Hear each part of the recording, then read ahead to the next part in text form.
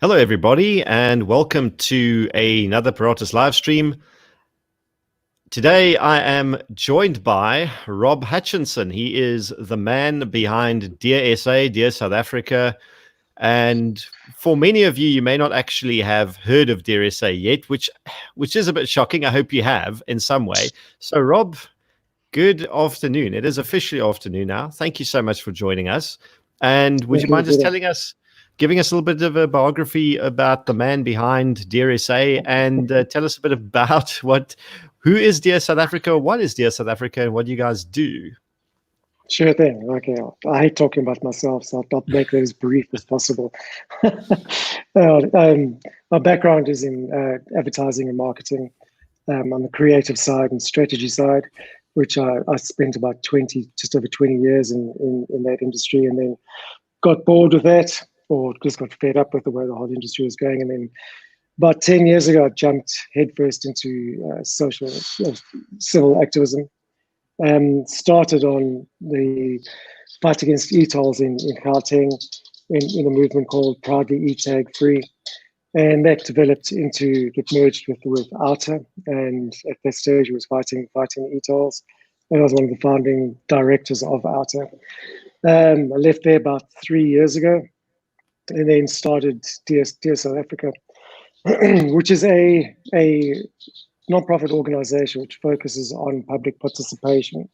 It's facilitating public participation in all government policy formation. Every decision that government makes has to be put out for public comment before policies implemented and so on. And that's actually mandated in the Constitution. And previously, government has handled that whole process by themselves. So nobody actually knew what the participation content was, how many people participated, or how the public actually felt about certain policies. Government had total control over all of that.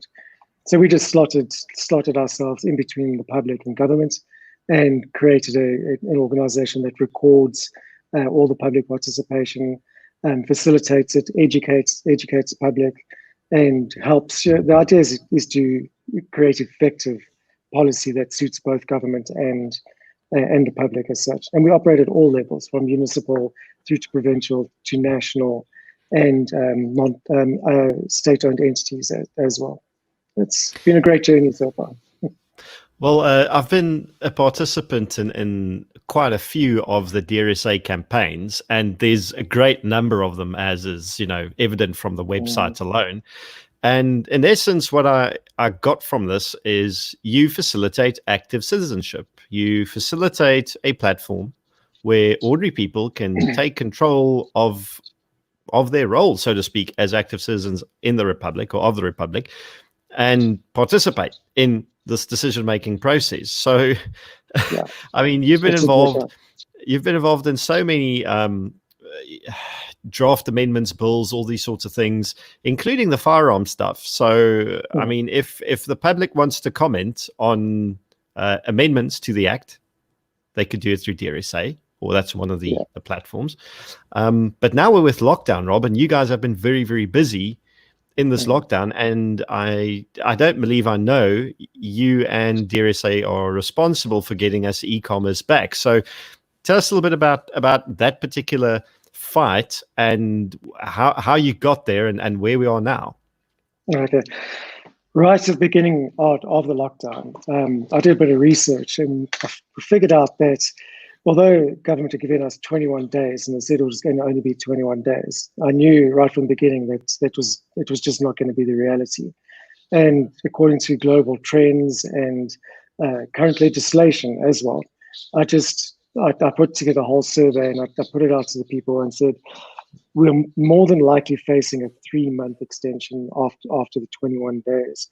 How do you feel about this? What would you change in the current regulations? And I listed all the regulations there. When I say I mean Dear South Africa did that. And we got fantastic feedback from the public. There were about 44,000 participants in just that campaign alone. And from that, we were able to see what the public valued the most, and what their greatest concerns were, and what they felt should be actually increased or decreased. And we identified three areas of major concern. Well, several areas and three main areas. One was the ban on e-commerce, which didn't make any sense whatsoever, and the exercise window, which was introduced slightly after the 21 days, which was also made absolutely no sense. And then what came at a later stage through we ran a second one, was these schools. Kids under the age of 10 are almost immune. I wouldn't say totally immune, but almost immune to the virus. There's a very low possibility of them catching it and so on. So our thinking was these kids should be back at school and participating, otherwise they're going to be falling behind everyone else who can do homeschooling. So we wrote letters to the minister, 3 different ministers, and there were legal letters of demand asking for certain conditions to be changed and so on, and relaxations to be applied. And we gave them until Thursday, 4:30, to make those amendments. Then we got a message back from the minister and announcements in the regulations that they had withdrawn the ban on e-commerce, and actually quoted our research and our letter in the drafting of the regulations. So that was a great win That was a for big us. win, yes. It was. It just made a whole lot of sense, because you could now operate from home. We didn't do it for the big organizations like Take-A-Lot or the Amazons or those. It was more, or we didn't even actually do it for people who wanted to purchase. It was more to encourage small businesses to be able to operate, and to keep the economy alive and driving it is from that side. So we saw it as a great win to actually help society, and like I said, I think it was. And yeah, we got a few more coming up as well. The exercise window, it was inevitable. There were quite a few people who were actually against that. I don't want to take all credit for all of it. I think there's a major group effort from all civil society and a few other organizations as well, and even political parties who claim to have done it. But it's a group effort at the end of the day. We might have instigated one or two of them, but without the assistance of civil society and other people, none of it would have happened. Well, look, Rob, I'm not going to be as gracious as you, and I'm going to say that it's in a humongous part due to DSA facilitating. Yes, you obviously do need the public participation, because that's the engine that drives the effort. But you still provide the effort and you give it direction, or DSA gives it direction, and you guys succeeded in that. So we're looking now at I don't know if it's part of your strategy, if you're looking at systematically sort of dismantling the easiest parts of the lockdown to get rid of first. The exercise window is an interesting one. It looks like that might evaporate now, but we were supposed to be briefed. Yes, I think it will. But then again, you never know until the real president stands up and actually says her thing. But we can say it tongue in cheek, but we all know it to be true. But yes, I think that most of the regulations will stick as to what Ramaphosa said. I have my doubts whether alcohol will actually be allowed here. So, but again, we'll wait and see. Yeah, that is definitely our strategy, to chip away at the foundations or the pillars of this whole monolith. And if you attack it head on, you're never going to be successful. So you've got to keep it as small challenges, but coming from all different angles. Keep them busy in court, keep them rethinking, keep them on their toes and on their back foot the whole time. But it can't just be a challenge in the courts. There's got to be civil activism as well. From almost in a civil defiance campaign, much like we did with the ETOL campaign. But that's going to require a lot of civil courage, and we build the civil courage through showing successes in on the court side and in other actions that we do. It's got to be a constant attack against this ridiculousness. Yeah, and I think that's something that we've been, or rather that you and a select few other organizations have been really successful at, is to build that pressure from Mm. civil action into starting small, building the civil courage, building the pressure against the nonsensical stuff government is doing, Mm. and having tangible, meaningful success in that regard. So you've got something to show, you've got something to prove.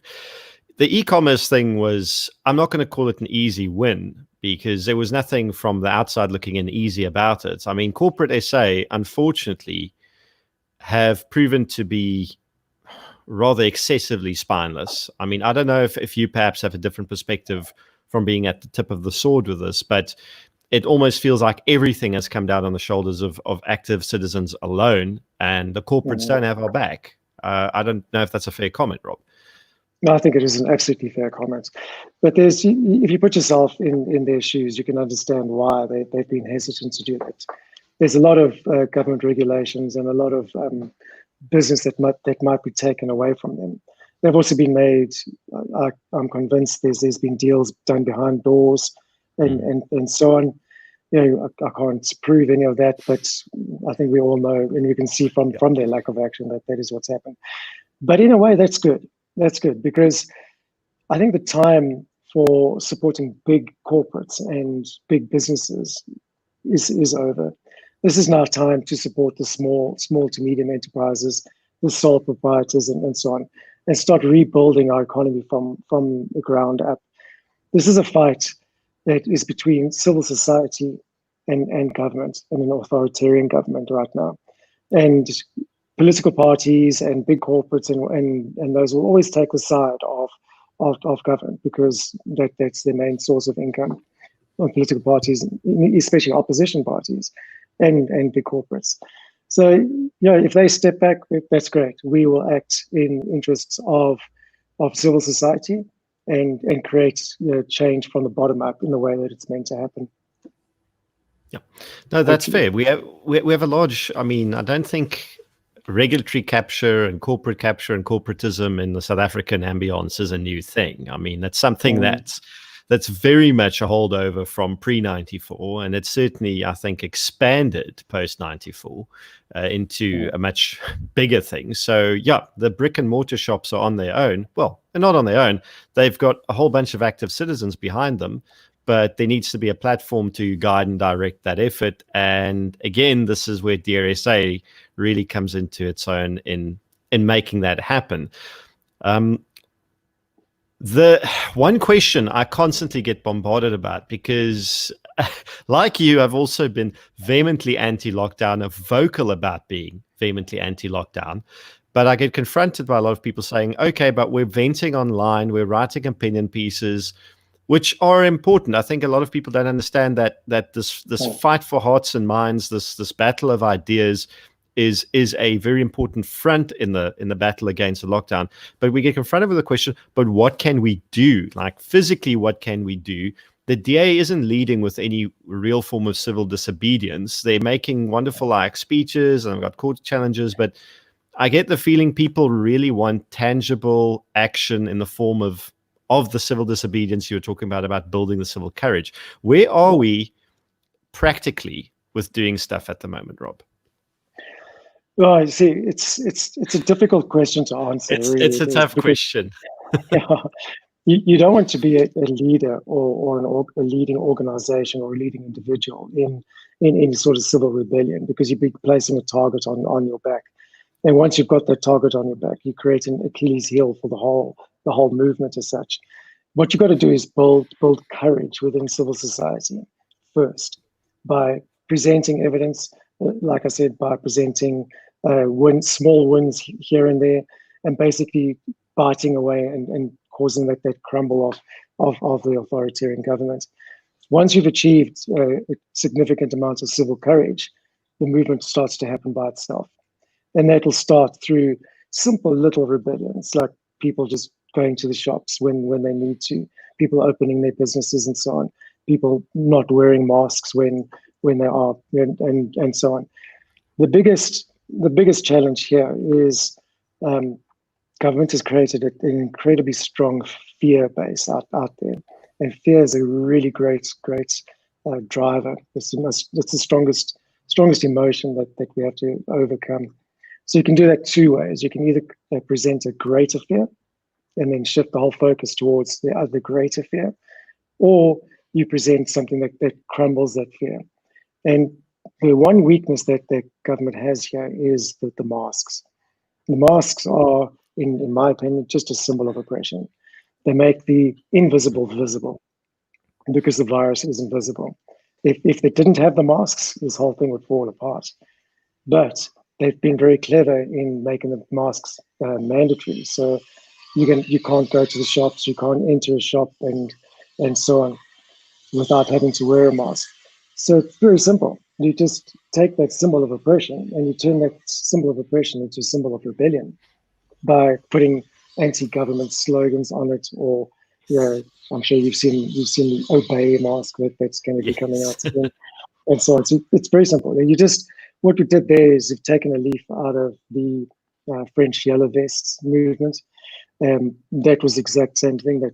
What happened was marshals at protests had to wear those yellow vests, but those marshals were then easily identifiable by government as the conveners of that, and you just attack a marshal and the whole thing shuts down. So everyone started wearing the vests, so they couldn't identify who the leaders or the conveners were, and that became the symbol of the rebellion. We do exactly the same thing here, but it's got to be started anonymously, and it has to be. I stress that it has to be anonymously, because you can't stop a movement, but you can definitely stop someone who's convening or leading it. So that's one step.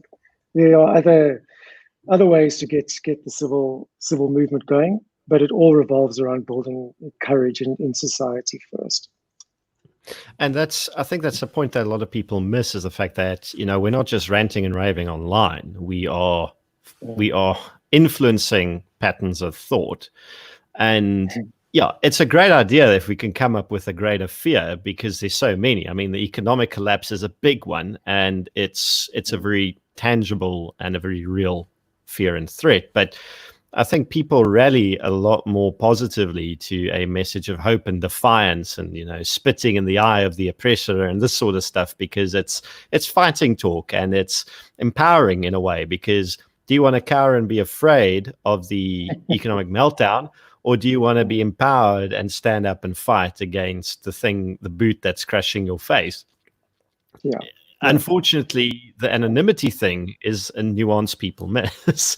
So the mask thing is a great idea, and just so people figure out what that is, like, tell us a little bit more about the obey mask, and who's behind. Well, you don't have to tell us who's behind it, but where's it going to come out, and where can people get the stuff? Oh yeah, so we're about to launch the website now, so you can actually pre-order them, but they should be officially available from next week, Monday or Tuesday. Awesome. And all they are is, it's as simple. It's a bright red mask we also have, which has the word obey written across the mouth there, and a few of them have the communist sign on them, because we're heading towards a communist regime. So we want to make it the underlying agenda here, visible. That is it. People must be aware of what this is actually about. It's not about a virus. It might have been about a virus at the beginning, but most certainly is not anymore. And we want to make that agenda very visible to the public, so they can get an idea of what it is. The other mask is the old the Guy Fawkes anonymous mask, and encourage people to wear those. Don't stop with these rubbish sort of what are they? I've seen Gucci masks and the fashion items.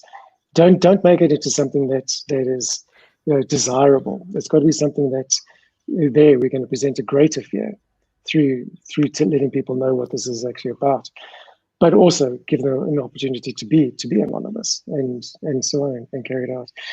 But it's all psychological games. It's a psyops war without a doubt.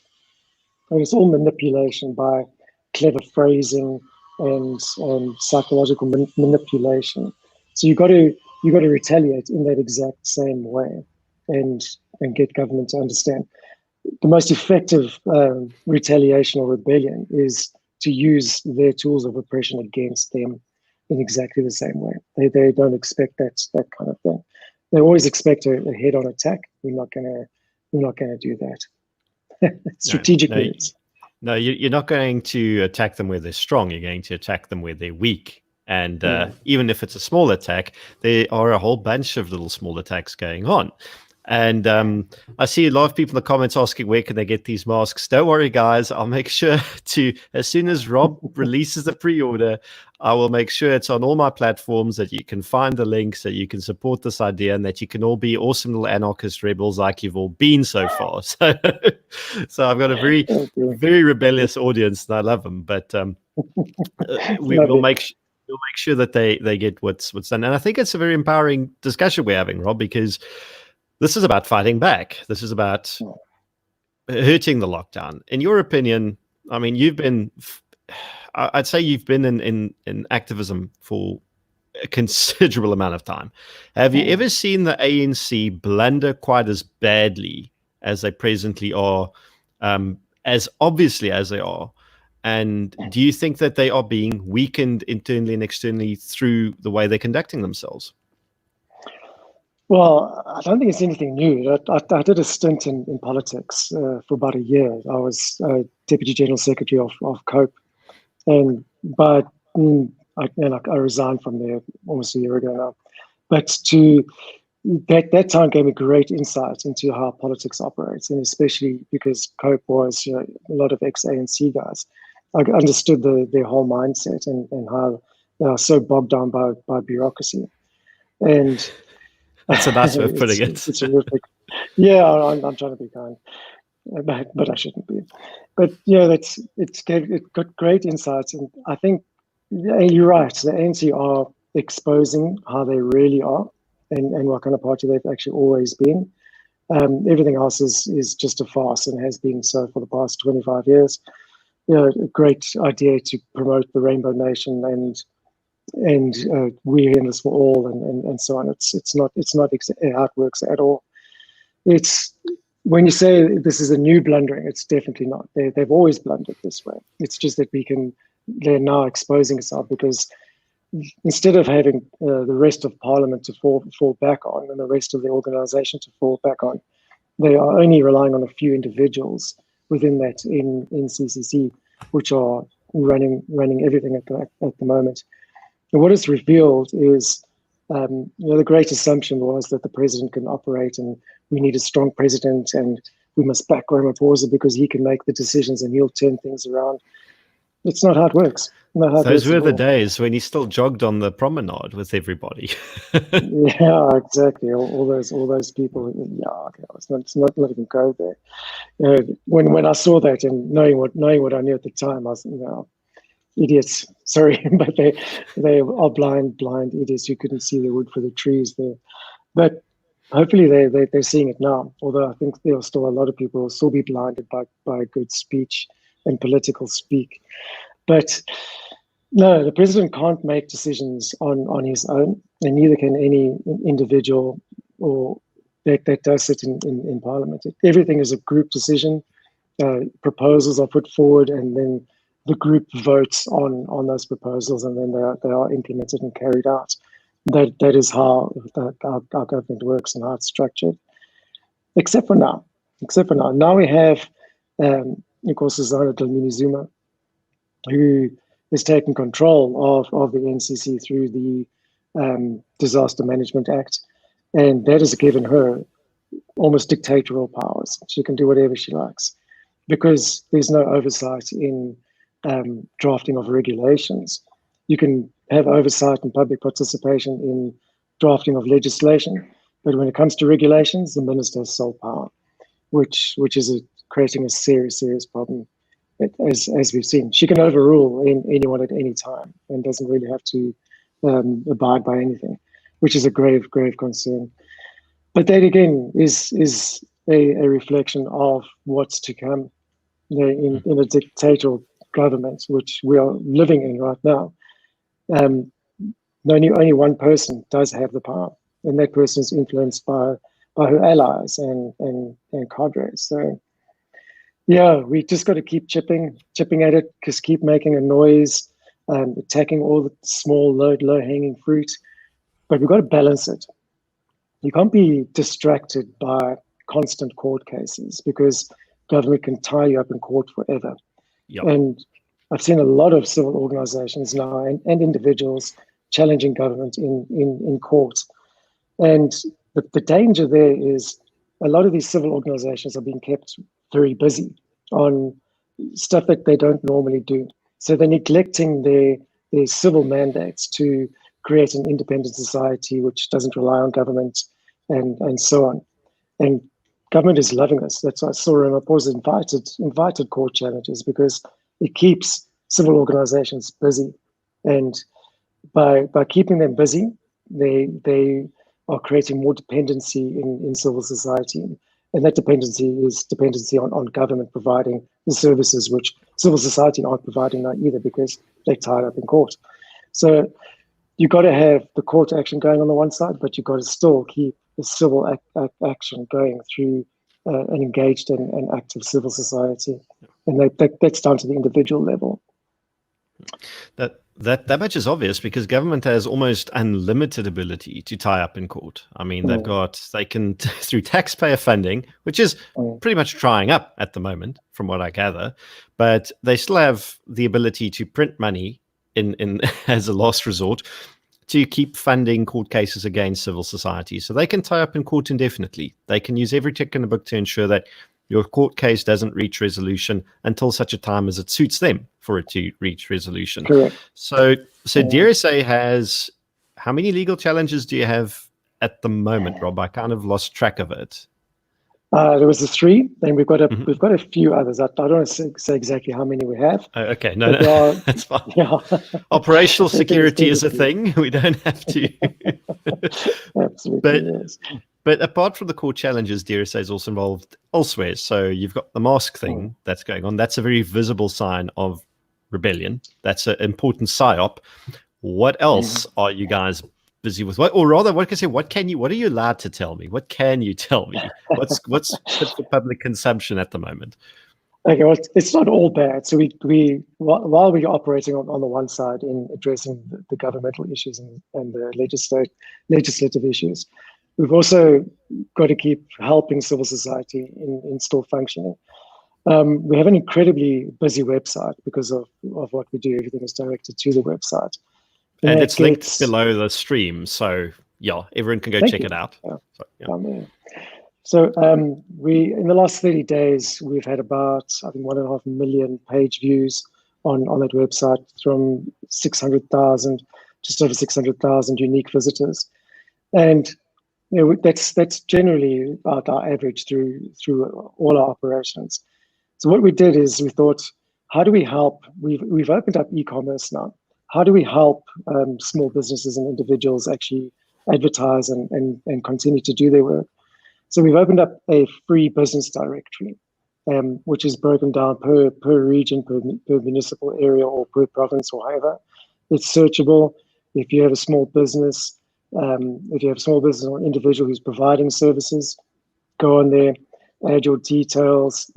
You'll be given a space to put up your logo, your service offering, your contact details, and anything else. And that's absolutely free.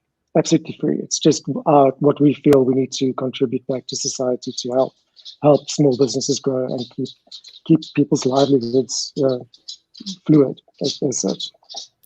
Which is critical right now. And that was about to be my next question to you. If people want to become involved in DRSA and assist you with your campaigns, make a monetary contribution, do the important stuff, what can they do? It's pretty much all on the website, Rob, but is there anything specific you want to point out to the folks out there? There are so many legislative changes that happen at every level of government, from city level all the way through up to national. We try to promote as much as we can by sending out notifications to our database, but we can't reach everyone all the time, or even address the thousands of legislative changes that happen. But it's vitally important that people do participate in every bit of legislative or call for comment that's put out there. Like I mentioned earlier, government is required to, by law, put stuff out for public comment, and they have to acknowledge and consider every submission that comes from the public. So we don't run petitions, because there's a big difference between petitions and public participation. Petitions, if you have a million signatures in support of your petition, they're supporting the memorandum of the petition, and government will treat that entire petition, whether it's got a million signatures or one signature, as one submission. What we do is that every single comment that is made on our campaigns, and it's either for or against, we don't hold a stance in that. It's up to you. Every single comment is delivered in the correct and legal format, and by the back-end system, and individually delivered to the correct government channel and registered as an individual submission. So if we have 30,000 participants on one campaign, government will receive 30,000 submissions, not just one submission. And again, the law says that they have to show evidence of the public participation, and that they acknowledged and considered each and every one. So it places a huge burden on government to actually do that. And then, of course, we keep a record of that. So government can't come back now and say, no, we got 2,000 people who support the cigarette ban. We've got the evidence that says, no, you're lying. We had 22,000 people that came through our platform, and we got a record of every single comment. Show us the 2,000. We don't have the 2,000. Where did you get them from? And that's the importance there. With all these regulatory changes that are happening right now, it is vitally important that people actually participate. So we have a great solid base of evidence, which can be used in a court challenge at a later stage. Well, you already answered the question I wanted to ask you. In fact, you answered several. So I'm just going. No, but this is great. Look, none of our stuff is scripted, Rob. Like we just talk. And I see people are giving me hassles in the comments that I haven't read their comments. I will, guys. We'll get to a nice Q&A session shortly. I just wanted to give Rob a chance to speak to us. So, like, everyone just calm down. I haven't forgotten about you. But what I wanted to ask is, there's a very important difference between a petition and a submission, which is the thing that the RSA does.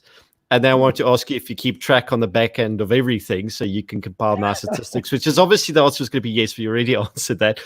And I think when you said it creates a massive burden on government, I may have broken out into a grin as you said that, because that's the kind of stuff I like to hear. That's exactly the sort of thing in firearm ownership that we're also trying to do, is we're trying to break the system that government has by using it as intended, because we know it cannot handle the burden of being used as intended. So, right. bad ideas come with a terrible sort of payoff on their own.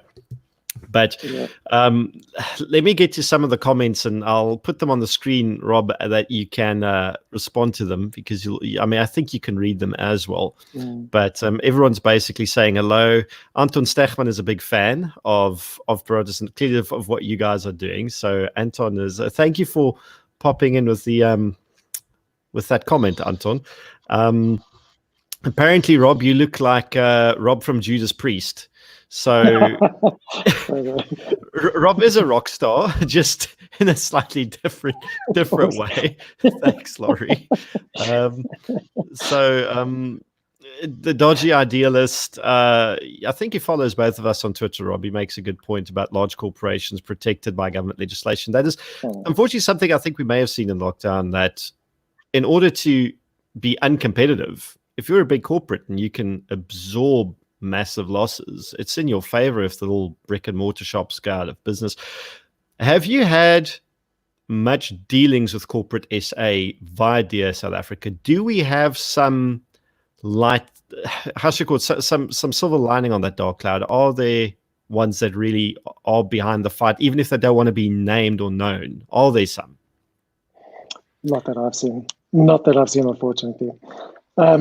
It's really sad to see that. And I think it's the difference there is that corporates, again, due to their board structures and so on, can't act as individuals. It's got to go out to a board meeting and so on and so on. Whereas small to medium enterprises can make those instantaneous decisions and not succumb to any sort of corporate structures and problems there. So to see a big corporate just act on their own, it's very rare in this kind of situation. Always, corporate's main focus is to please the shareholders, and you're absolutely right. In fact, if you look at what's happening globally here, big corporates are buying up all the failing small businesses. So they're smiling left, right, and centre.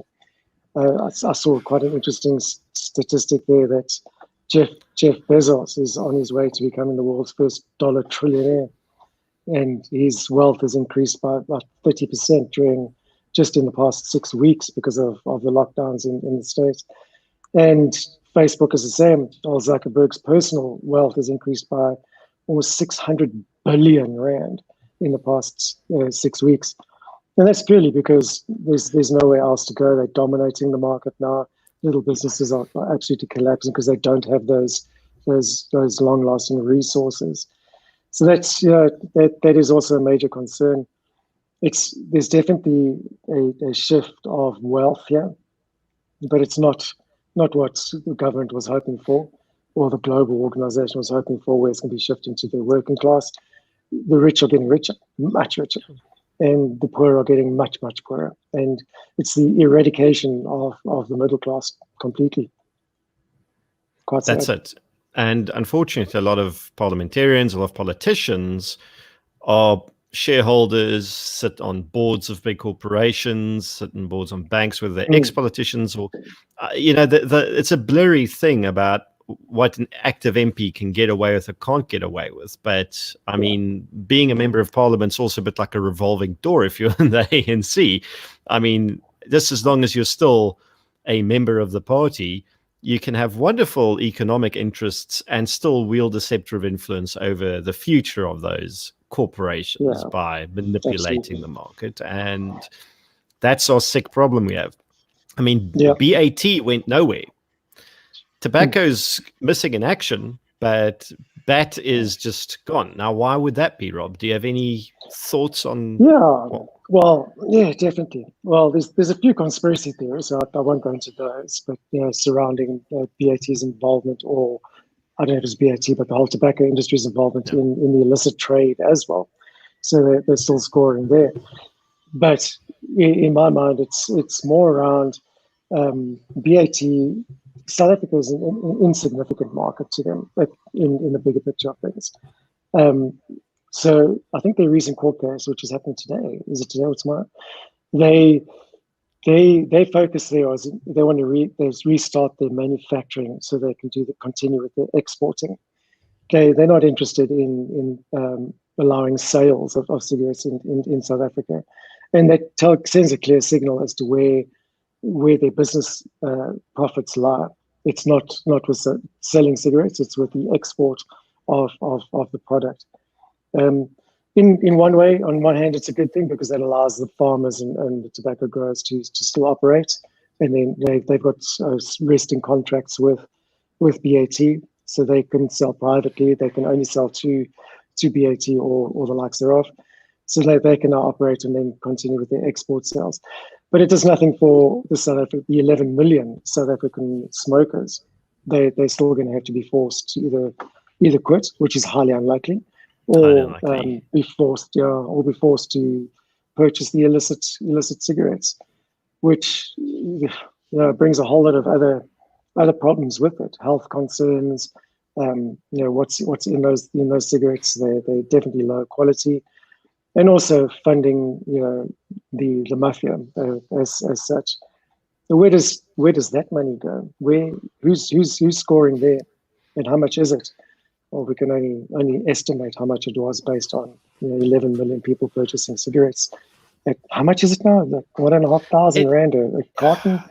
It's crazy money. Now, I'm not a smoker, but I mean, and a large chunk of that money is going right back to NDZ. So there's a thing I wanted to ask you about her, just to maybe clarify for people like me who might not actually know everything. But Arthur Brigg made a good comment, the business directory that he will share the cuck out of it, Rob, that supports USA. I will provide a link on the Paratus Facebook page and Twitter, Arthur, so don't worry, I'll go find it for you. But I think a lot of people don't understand why NDZ has this amount of power, particularly. There's a manner in which this Disaster Management Act is structured that gives her this power. Can you give us a quick summary of how this works, Rob, so that we can figure out why she's the real president right now? Yeah. Well, you see, I'll go right back to just before the Disaster Management Act instead of talking about the Disaster Management Act itself. The Disaster Management Act can only be introduced if a disaster has occurred. Now, that raises questions in my mind. Like, how did a disaster hadn't occurred yet when they decided to implement it? So, on what basis did they decide to implement that? Who gave the authority, and where's the data to support that a disaster had occurred? So I'd question the implementation of that rather than actually questioning the Disaster Management Act itself. That act was brought into Parliament, I think it was over a decade ago, and that would have gone through all the normal participative democracy processes as well, where a committee in Parliament would have formed that. That committee would have been made up of all the political parties, not just ANC, it would have been all the political parties, who had all had a hand in drafting that piece of legislation, and then it would have gone to Parliament to actually vote on that. So we shouldn't just be questioning who drafted that and put the blame solely on the ANC there, because all the political parties at that time had a hand in that, and they had an opportunity then to veto it, but they didn't. So, to me, parliamentarians failed us when that was originally drafted over a decade ago. And I promise you, I'm going to bring that up in the public sphere very soon. Awesome. We'll be here to help you drive it, Rob, I'm sure. Yeah, as far as the powers that the Disaster Management Act gives, they are unbelievable powers. Really, they are. Almost more than a state of emergency does, because state of emergency still has parliamentary oversight and can only be enacted for 21 days, at which point it has to go back to Parliament, and then they review it, and then it can only be implemented up to for a 3-month maximum, I think. 3-month maximum, I think. So then the Disaster Management Act is endless. Is endless. There's no limitations on it, as far as I'm aware, and that gives it unbelievable power. What's made it even worse is the levels, the introduction of the phased levels idea. That was a ridiculous idea from the word go. I don't care where it came from, and the DA say they came up with it first. I don't care who it was, but that simple idea created so many loopholes for government to exploit. There's no difference between the full implementation of the Disaster Management Act or level 1, essentially, because it's now, all it did is it shifted the power to the minister to draft regulations which determine the levels. And according to legislation, the minister is in full right to draft regulations on her own. She doesn't need any oversight. So that when I saw people pushing for that and the DA pushing for that, I was like, oh my God, no. What are they doing? It's going to backfire badly. It's going to backfire badly. And it has. I think the DA's even retracted, and they've even admitted now that was possibly not a good idea. And kudos to them for actually admitting the fault there. No, kudos to them for that. But it's one of these things. There's not a bad idea that the ANC will not weaponize. We need to stop giving them bad ideas to weaponize against the public, because they will. They will. And I think we're aware that none of this is based in science anymore. And it was the same thing that happened to the advisors. You advise the ANC, you're on their council, you hope that, they listen to you because you've got good suggestions. And then what do? They take the parts they want, they discard everything else. And when you get too vocal, they witch hunt you, like they did to Glenda Gray, and probably threatening to do to her colleagues. So now academia has suddenly woken up and said, oh gosh, maybe we shouldn't have been helping these people so much. I think the major other question is it's too late. How did NDZ? She's the Minister of Cooperative and Governance Affairs, right? Yeah, If that's her full yeah. title. The Disaster Management Act specifically empowers her to take charge of everything. Exactly. Can Cyril Ramaphosa not fire? I mean, this is in the realm of hypothetical situations. Now we know he's not going to. We know due to the internal machinations of the ANC, that's not on the table. But if he were a proper president, could he not simply dismiss her for defying his instructions? No, I don't think he can. I don't think he can. I'm sure he'd. I don't even think. Oh, I'm making assumptions. I don't think he'd actually love to, because we nobody really knows who pulls the strings there and so on. But he couldn't actually just fire. They would have to go out to disciplinary hearings and follow that whole process first. And in the way it would follow parliamentary structures and through labour structures, but it would also be subject to the ANC's own internal constitution and how that is structured. So they'd have to follow two separate processes. One would be parliamentary requirements as set out in parliamentary rules, and the other one would be a labour issue for internal ANC structures. So the likelihood of that is close to zero. So it would never happen, unfortunately not. And then, of course, I don't think Cyril Ramaphosa would have the balls to actually do that. It would cause an absolute civil uprising between the two factions. And remember, he's clearly stated that he places party before country. So if he had to do something like that, it would split the ANC in half. And he's not prepared to do that. Although that would be a great thing, he's not prepared to take that risk. Which is exactly what's not going to happen. So that answers that question. Rob, last from my side. We've been in almost the longest lockdown in the world, I think, as far as I've got it. Is there any specific hard line end in sight where they cannot extend what's been going on any longer? Or are we quite literally in a situation where this is perpetual and the only way out is if civil society starts taking charge of the situation and chipping away at it themselves? Yeah, I think you answered your own question there. Okay. All right. Now, I personally, I don't think there's any way out of this. If you look at everything that's happening, and look at the way they're now focusing on the levels and creating hotspots, which will be at different levels to the other country.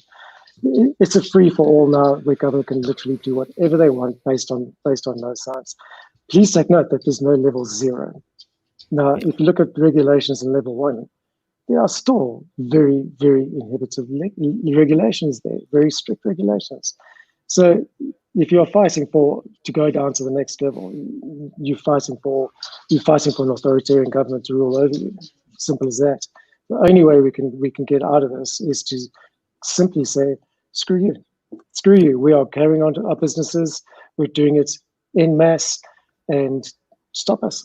Try and stop us. Yes, there are going to be a few casualties of war, but there always are. There always will be. And we've got to understand that this is a war. This is a war right now, and it's a war for our freedom and nothing else. It's a war for our freedom. It's a war for our ability to not just live but survive. And this is the apocalypse. And we get to choose how we react to the apocalypse. And Rob, I just want to tell everybody, please use the links below.